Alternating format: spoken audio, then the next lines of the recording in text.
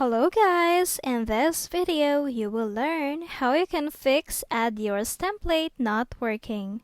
So now, the first thing that we want to do is to go to your App Store or Google Play Store. And then we have to search for Instagram. What we can do right here is to update our Instagram app into the latest version.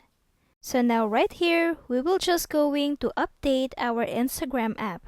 This will allow us to fix Add Yours template not working. So that is the one way that we can fix that, by updating our Instagram app. And then the next thing that we want to do is to offload our app. So what this means is that we will clear the cache and clear the data of our Instagram app. So now right here, I'm on the settings of my phone or your iPad. And then you will go to the Instagram app. Now just tap on Offload App.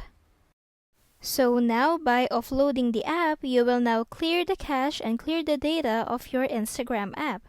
This can allow you to fix Add Yours template not working.